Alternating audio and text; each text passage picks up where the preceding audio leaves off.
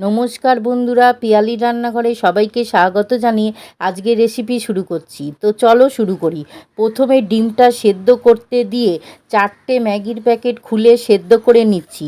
তারপরে ম্যাগির মশলাগুলো একটা বাটিতে ঢেলে নেব কাজের সুবিধার জন্য। এদিকে ম্যাগিটা সেদ্ধ হয়ে গেছে, ঝুড়িতে ঢেলে ঠান্ডা করে নিয়ে তাতে দিয়ে দিচ্ছি একে একে 2 চামচ কর্নফ্লাওয়ার, ম্যাগির মশলাটা 1 চামচ লঙ্কা গুঁড়ো, 1 চামচ চাট মশলা আর হাফ চামচ গরম মশলা। সব কিছু এবার খুব ভালো করে মেখে নেব।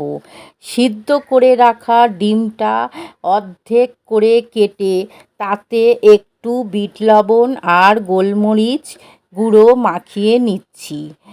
এবার ভাজবার আগে ম্যাগিটা যে সব কিছু দিয়ে মেখে রেখেছিলাম তাতে স্বাদ মতো লবণ দিয়ে আবারও একটু মেখে নেব।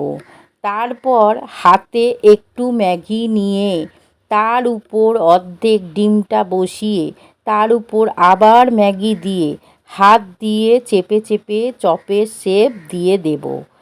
একইভাবে সবগুলো বানিয়ে নেব। তারপরে কড়াইয়ে তেল গরম হলে একে একে চপগুলো ছেড়ে উল্টে পাল্টে লাল করে ভেজে তুলে নেব। বন্ধুরা, অসম্ভব সুন্দর খেতে লাগে।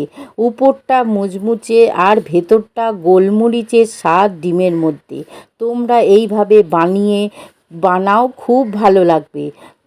তোমরা দেখে বুঝতেই পারছো কতটা ভালো খেতে হবে। ভালো লাগলে পাশে থেকো বন্ধুরা।